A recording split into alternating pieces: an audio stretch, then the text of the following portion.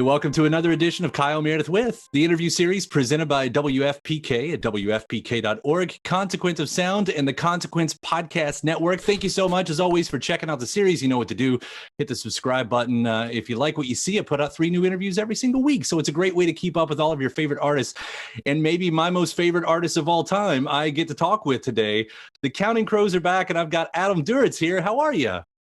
I'm good. Thank you. Wow. Thank you very much. No problem. That's a real statement too. I think I was talking to my wife and even my son in the past week as I was thinking about this interview, and I said at one point, I think I can tell most of my life stories by your albums, like what I was listening to at the time when you were releasing your records. So, you know, you put out some good songs through the years. It's compliments.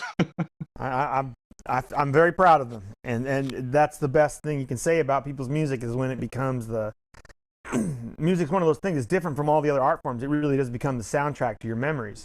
You know, our memories get really tied in with the music we were living with during those periods. It's a big deal. You know, I have to do a lot of interviews about that. So when it happens, I know it happens to me as like a music geek. You know, when it happens to other people with my music, that's one of the best things you can hear anyone say. You know. Well, now I get to add another chapter into that. Because as I said, the Counting Crows are back. We've got the Butter Miracle Suite 1. So I'm hoping that means of mini suites or something.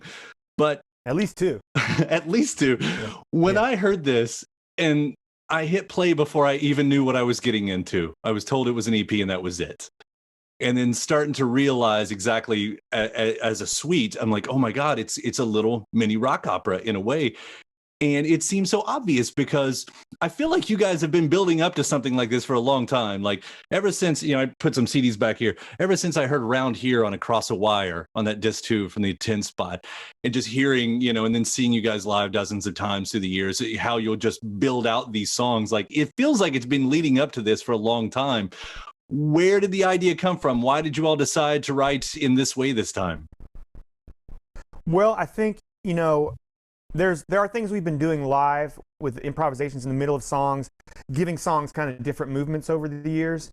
And I realized a few years ago that, you know, about maybe 10 years ago, that I had never really tried that to incorporate that in the writing of a song. And I really, that was a lot of what went into Palisades Park for Somewhere in Wonderland, was the idea of taking that thing we do live but putting it into the actual construction of the song itself. So it wasn't just a live thing, but, you know. This one came apart kind of differently. I think I was really burnt out for a while on the music business. Not playing so much, but just the experience of having to work in it. And I hadn't written for a while. And you know, one of the artifacts of my mental illness, of the dissociation, is I don't always accumulate things. I tend to not retain stuff, and I forget, especially specifically how to play piano. Every time between records, when I haven't played much for a while, I have to kind of reteach myself to play, and it begins very rudimentarily. And I was spending a lot of time on a friend's farm out in the west of England over the last few years, and I had been out there a lot. And summer of 2019, it was actually right after I shaved my dreads. I got to England and shaved my head, and I was living out on his farm, sometimes with my girlfriend, sometimes with my friend and his family, but a lot of the time completely by myself, miles from anyone. And I wanted to play, and I rented a piano. I had a friend bring a keyboard down from London when he came down for the weekend at one point, and I started playing when I was there by myself. And I wrote this song called Tall Grass. And as I was finishing it, I was kind of playing it back to myself, and I was playing the end of the song. It kind of goes back and forth. I don't know why, and it's back and forth on these 2 chords. And I changed to a different pair of chords, and I liked the way it sounded. And this whole new melody came into my head, and I just started singing, "Bobby was a kid from round the town." And I thought, oh, that's a completely different song. That's not actually part of this song. That's a different song. And I started working on it for a couple minutes, and then all of a sudden I just sort of stopped, and it hit me, wow, what if I wrote a whole series of songs where the end of one was the beginning of the next? And that would be really interesting. That would be really cool. That sounds exciting. That actually gets me excited about writing, you know, because like Tallgrass is a little dirge-like when it first starts. It gets very melodic. But part of that is just because I couldn't play very well. That's about as much as I could do when I first started writing it. And a day later when I'm finishing it, I've got a lot more facility. And then by the time I get to what becomes Elevator Boots, I can sort of play piano again a little bit. And that got me really excited though. And so everything after that was kind of geared towards that. When I wrote Elevator Boots, I, pushed the ending of that towards what became the beginning of Angel of 14th Street. And when I finished Angel of 14th Street, it made sure to wind up and crash down into the gun, gun, gun that starts off Bobby and the Rat Kings. The really wild thing about it, though, was, this is the summer into the fall of 2019. So I've got this idea in my head. And when I sent the demos off to the band, I played a little bit into the next song each time so they would see what this was going to go on. And so I kind of explained the concept, but I couldn't hear it. It's just only in my imagination, And then we started recording in Brooklyn in late February of 2020, and for just a few weeks. And the plan was we would do that for a few weeks, and then we would take like a 2-week break in early March, and we would bring the other 2 guitar players in, and we'd finish up.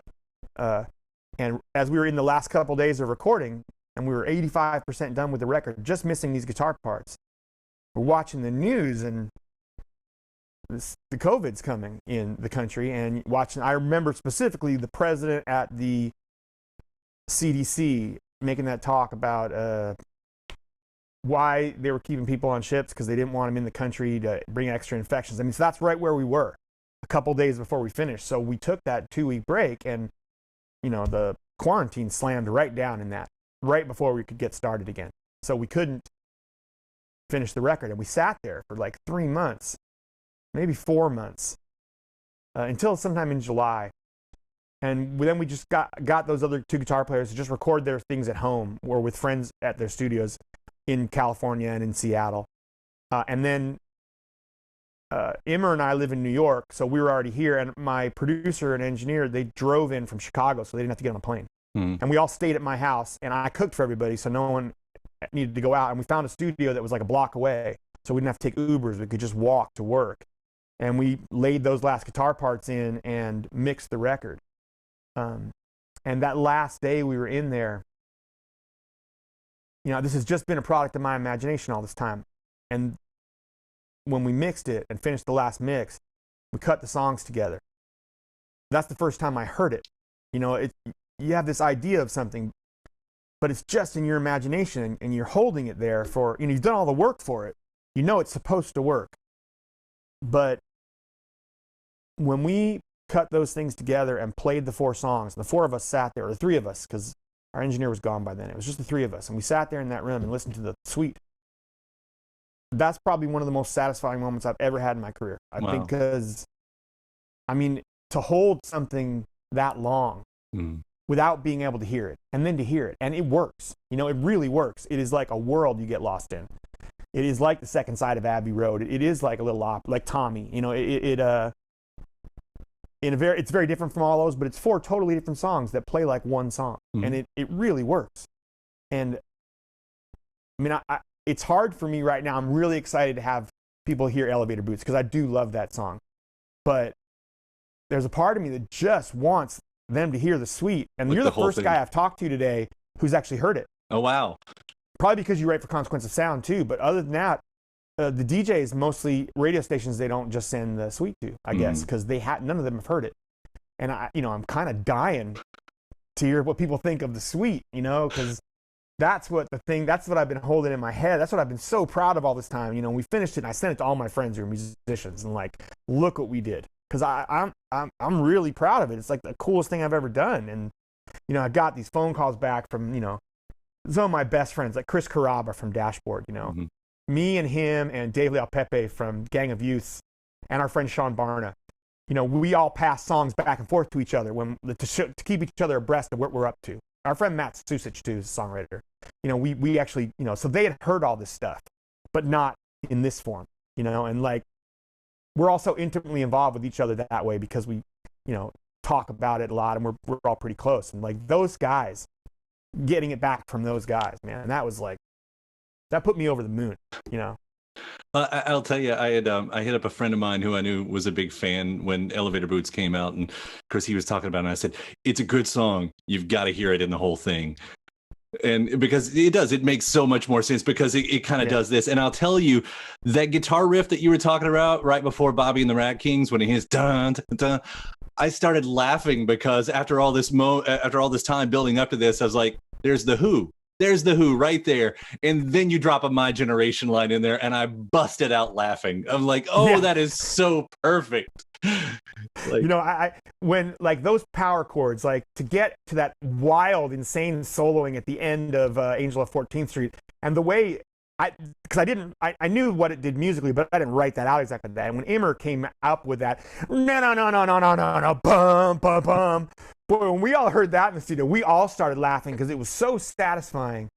And you know, the funny thing about the My Generation line is I didn't write it that way. I wrote it as the words My Generation doesn't even have a name of its own, but I wasn't thinking the Who thing. You know, I was just thinking about, it's kind of a joke with me because, you know, everyone talks Generation Z, Generation X, the millennials, and like we never heard it. Then the baby boomers before us, but like I grew up in a generation that doesn't really have a generation, and I was just thinking about that. But when I got in the studio and started singing it, when we were recording it, I was like, oh wait, this is too good. My generation, and I did it about 4 different ways, like my generation.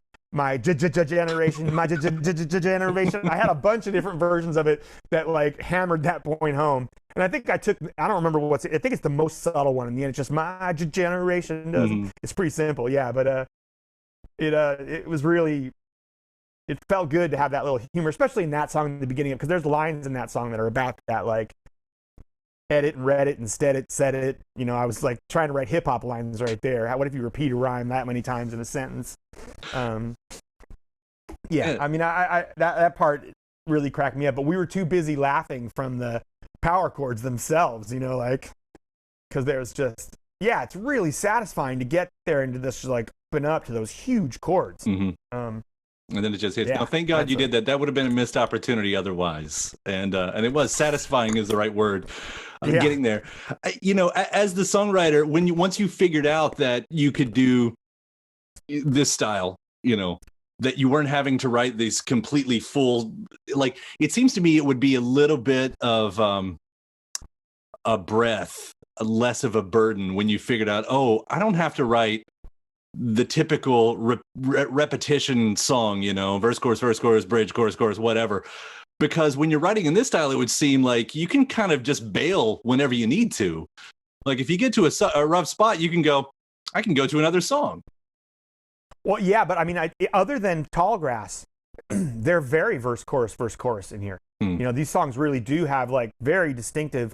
I can get lazy about choruses sometimes. I don't always care about writing. I write the words different every time. Like these songs really have choruses. Like that Elevator Boots choruses, you know, like I really worked on those. But the weird thing about it was like they're so different, all 4 of these songs. You know, I was really writing in almost like a British folk music, Nick Drakey vibe at the beginning for Tall Grass, you know, and then when I got so excited when I started playing Elevator Boots, and I really wanted it to be this kind of glam Mott the Hoople thing, which, you know, that's a big part throughout it with the guitars. I really wanted those, like Immer and I talked about that, those Mott the Hoople, Mick Ronson-y guitars, you know.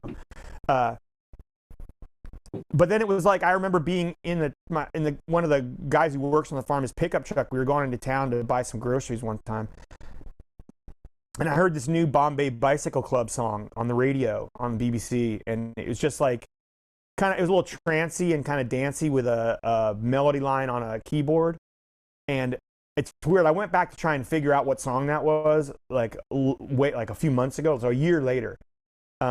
Because I was curious, because it really did inspire Angel of 14th Street. And I can't find it. I mean, I know it's there. I know it's one of these songs, but none of them sounded anything like Angel of 14th Street, so I'm not sure. But I remember very much that, like, the vibe, the kind of dance club vibe of this song is really what inspired me when I started Angel of 14th Street, but I can't find anything that sounds anything like it. So I don't know what it was, but it's like that's a whole different kind of set of inspirations than Mott the Hoople. Mm-hmm. And then when I got to Bobby and the Rat Kings, it's kind of back to Mott the Hoople with a good solid taste of the Who, I guess, kind of in there. Like I just wanted power chords. I can sometimes write really esoterically, and I don't always do the simple things. And I really wanted to just like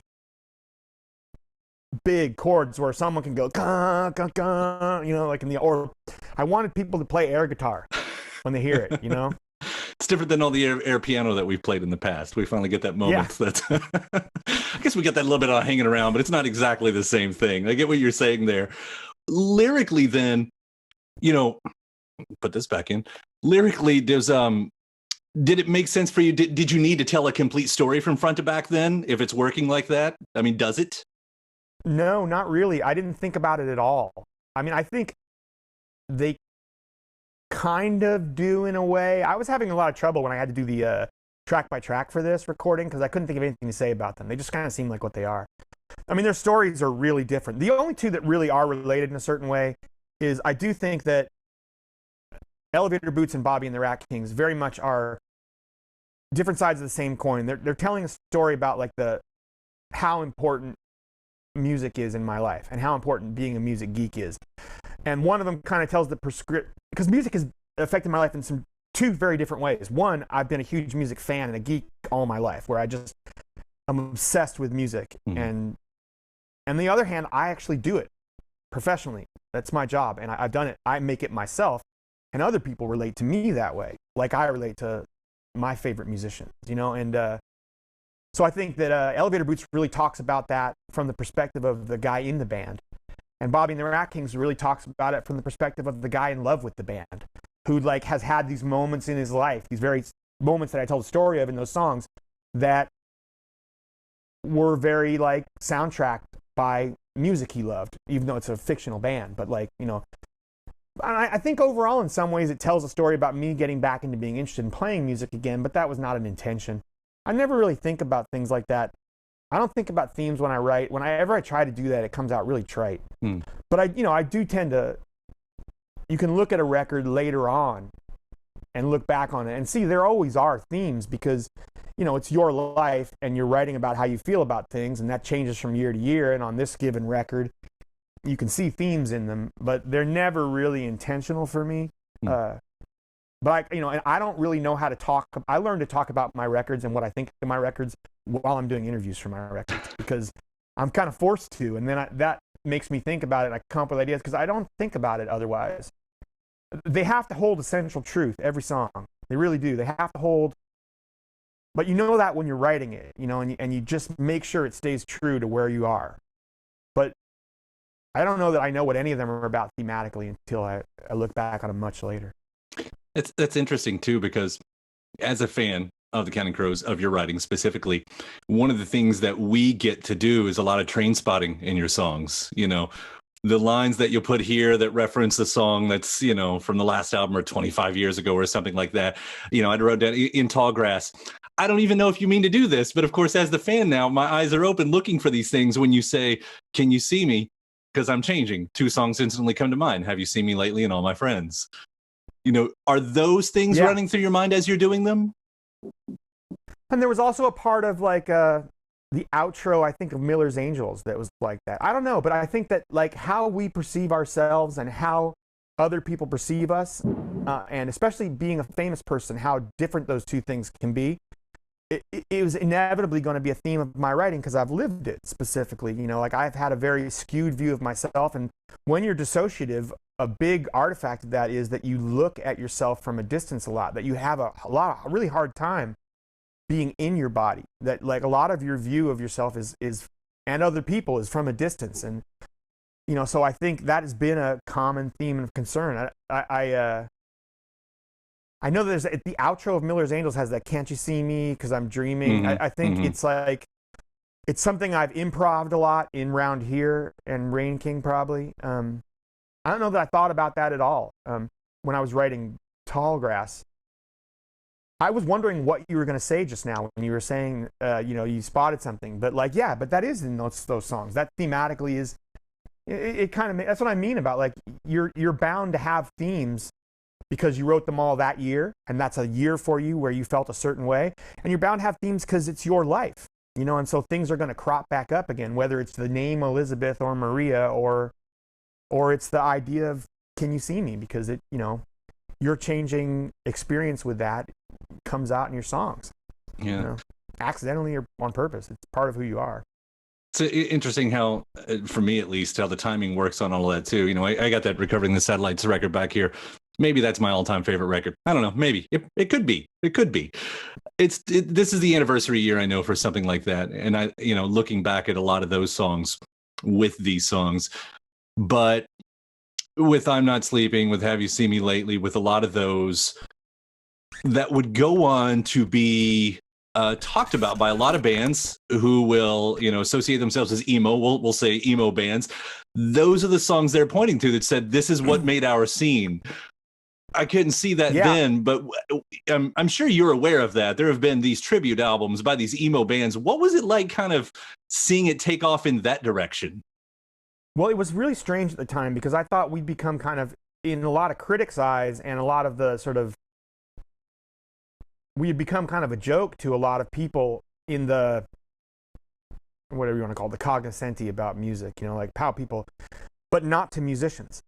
Like to musicians, we were a deeply important band. And I remember before I knew Chris, hearing about, like, reading interviews with Chris Carrabba, you know, when the first few Dashboard records came out, and how declarative he was about how important we were, how important Angels of the Silences was to him. Mm-hmm. And at a time when it wasn't really cool to be a fan of our band, he was very vocal about it. Bands like Between the Buried and Me, I remember on one of the tribute albums, Panic at the Disco. And those guys always really talking about the playing rock and roll with the real emotionality, not necessarily with earnestness, not with cynicism or sarcasm, and how deeply influenced they were for it. But it came at a time when a lot of people just didn't feel that way about our band and didn't respect the band at all. I really remember reading, it was in like alternative press, and reading this whole, it was one article about Dashboard, and there was a big sidebar article in the article that said, do we all have it wrong about Counting Crows? You know, like, everybody thinks Counting Crows is a joke, but Chris Carrabba won't stop talking about Counting Crows. Do we all have it wrong about Counting Crows? Do we need to re-examine this stuff? And I was like, well, yeah, yeah, I think so. But, you know, yeah, so that was always, but I know there's a difference between musicians and everybody else too. I understand. I've always known that. Like, rock and roll and music in general is our personal cool. You know, we wear it on T-shirts. Literally wear it on T-shirts. We, not just our hearts on our sleeves. Sunflower Bean's a great band, by the way. We wear them on our T-shirts. Fellow New Yorkers, I love those guys. They're so good. Julia is a genius. But you know, it is a big part of how we define ourselves, and as a result of that, how we define ourselves as being different from those guys over there. I rock, you suck, and you suck, and you listen to that. So I rock, so I don't. But musicians aren't that way. They just tend to like music. They tend to be really geeky about music. Musicians are always former music geeks. Sometimes I think critics are music geeks who grow up and become football players. They become the jocks who pick on the music geeks. But, you know, so yeah, that was pretty clear to me that we were a pretty big influence. You know, and there's still a bunch of my closest friends are other musicians. You know, that's one of the reasons I love putting on Underwater Sunshine Festival, because it brought me back to having a peer group. We all do. These people understand me because we do the same thing. You know, me, like my friend Sean Barna, Matt Susich, Chris Carrabba, Dave Leal Pepe from Gang of Youths. We pass stuff back and forth. We sit around and talk to each other. We sing on each other's records. Maria Taylor, you know, I mean, the festival's been great that way for me. It's been like, and the Outlaw Roadshow before that, because it really brought me back in touch with a lot of musicians, because you have that when you're starting out, but you really lose it unless you want to go to the MTV Awards or the Grammys, and I'm not really, it's not my bag. You just don't have that peer group anymore. So getting that back was great for me. And I love that. I've sung on a ton of records in the last few years, but they're almost all just friends of mine. you know, and they're brilliant, but some of them are, like Chris, are famous and others aren't. Leo Pepe, Dave may be becoming very famous because, I mean, they're already the biggest band in Australia. They open for the Foos over here. I'm really hoping they blow up. I've seen them a few times. They're fantastic. Yeah, that's the best rock and roll band I've seen in a decade. They're so good. I went over and sang all this stuff on their new record when I was in England during that time, because he and I are very, very close. And I sang on, I don't know, 4 songs, maybe 3 or 4 songs, and then they trashed the whole thing. They want to start over. So I'm like, okay, well, just save the space because I'm going to be back. As soon as I can travel, I'm going to be back. I want to go to the farm, but I'm definitely coming to sing on the Gang of Youth record. I do want to mention one more thing. It's really important to me because Dave Drago is a big part of this record. My friend Dave Drago used to be in a band that was in the Outlaw Roadshow called Tallahassee, but he has a studio up in Rochester called 1809 Studios, and he produced Sean Barna's record Sissy, which I sang on a few years ago, and I was blown away by the background vocals he did on it and how cool and glam they were. They really reminded me of like those Mata Hoople records and the Bowie stuff, like Hunky Dory era stuff and Ziggy Stardust. And I just loved his composition and his singing. And when we finished that first bunch of recording, Immer and I put a few background vocals on it. We didn't have anything really great. Well, actually, not true. We had a few things that were really cool, but we didn't have something that brought the record to life the way I wanted it to. And so when I'd been stuck at home for about a month, I called Dave and said, hey, I'm going to send you this new record. And it's not finished yet, but I want you to write and sing for it. And I sent him all the stems after that. And we spent the next like month, you know, sometime in May maybe, or early June, passing ideas back and forth over the phone and over Zoom. And he sings about 90 to 95% of the background vocals on this record. We finished them all over that break. That's one thing we could do, and we did them. And I think they're out of this world. It's a big part of making this record what I dreamed about it being, was him really coming through on his composition, the writing of those background vocals, and the singing of them. Like he just did incredible stuff. More than we needed. We had to tone it back because there was like 12-part harmonies. We had to pull them back some. And when I say, considering Angel of 14th Street, that we pulled them back some, you could just imagine where that was at one point, because it was it was really, I mean, he just did great work. And we're actually working on another record right now. He and I, Immer 2, Sean Barna's new record, which is incredible. We're just trying to finish it right now. Immer plays on it a bunch, bass and guitar. I sing on it a bunch, like on 3 or 4 different songs. It's really cool. Yeah, it's interesting. That background vocal thing, the timing. My next interview, it's tomorrow. It's with Jacob Dylan. It's the 25th anniversary of Bringing Down the Horse too. You know, he's got his new record with the Wallflowers, but I thought, and there you are, singing on everybody's record. You know. Well, I really love doing it. You know, that's what I was doing in Dave Bryson's studio. He had a studio called Dancing Dog in Berkeley, or Emeryville actually, in a warehouse. And one of the ways I got friends with a lot of musicians back then was I would sing background vocals on people's records when we were just starting out in the Himalayans and then later in Counting Crows. That's how I ended up in Sordid Humor in that band. That's how I met what's his name? Not Everclear. Everclear. Art Alexakis. Because he had a band called Colorfinger, I think, and I sang on his record back in early 90s, you know, 91 maybe. I've always I love like being that thing that makes some other piece of music just pop, you know. And some of my proudest moments in music are like that one I did with Nancy Griffith, Going Back to Georgia. The Wallflowers one's great. The one on Dashboard Confessional, the So Long, that's one of my favorite background vocals I've ever done. Or that one, my friend Matt Susich, his new record, I don't know if you've heard that. He's like a great New York folk songwriter. He's like the modern Paul Simon. He's so good.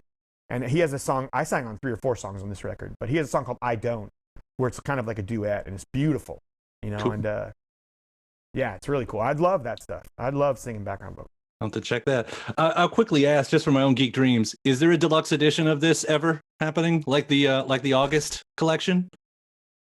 Yes, I think so. It has been a struggle. I've been trying to do this for about 15 years, ever since the 10th anniversary, because we did a ton of stuff on that record, not extra tracks, but we filmed all this stuff. The Jonathan Dayton and Valerie Ferris, who made Little Miss Sunshine, filmed a mini documentary on us while we were recording. Josh Taft, who made the video for Alive for Pearl Jam, filmed the very first concert when we did that record, and the video for Angels of Silences. So we have that. Then we did the Storytellers and the Live at the 10 spot, which were both filmed. So we've had this package that could be a really cool deluxe package. And I'm not kidding when I tell you it's been almost 20 years I've been trying to get this stuff from Geffen, and they just made this excuse or that excuse. Now, I know for a fact that they lost the master tapes a long, long time ago, before the fire. They had already lost the master tapes to satellites. They're gone. Oh, wow. But then this fire happened, and it seemed like they might have lost everything and just not told any of us. But recently they've been sort of hinting that they think they have a lot of things and they'll get them all for us. They haven't produced anything yet, but they say they're doing it. And it seems like they're saying it differently than they have in the past. So the only thing that's held that back from having deluxe edition is the complete failure of our record company to keep any of it. So we're trying to find out, because I would really like to put that out. It would be a deluxe edition based in a bunch of film stuff as opposed to extra tracks, because they weren't really, well, the extra tracks are definitely gone because that was all lost. But we'll see. I don't know. I will pay you whatever it is. We're really trying to get that together but I've been trying to do that since the 10th anniversary. Yeah. 15th, the 20th, now it's 25. It's been a lot of years of the record company. I mean, and we all know now there was this huge fire that they didn't tell us about for a long time. So it's impossible to know how much was lost. We're trying to find out. It could just be that they don't have anything filed away organized. Because it does seem like there's a problem with that in those record companies. They don't care about that. So sad to hear those extra tracks are gone, but just the same, like I said, I love that, that era and that album. I mean, I love them all, but especially that. I'll pay. I'll shill. Whatever you want to do, I'm there. But in the meantime, I'd like to. Yeah. In the meantime, congratulations, pulling it back into the present here with Butter Miracle Sweet One. It's so good, Adam. It's so good. I can't wait to hear what comes for Sweet 2 through 13 and all the ones after that. Thank you for taking the time to talk about it, man. Oh, man, thank you. I'm so glad to talk to someone who's heard it. This is the best part of my day. Absolutely. Thank you. Awesome. Take care. And hopefully we'll get to talk on the next one too. All right. Thanks, man. All right. See you. Bye. Bye.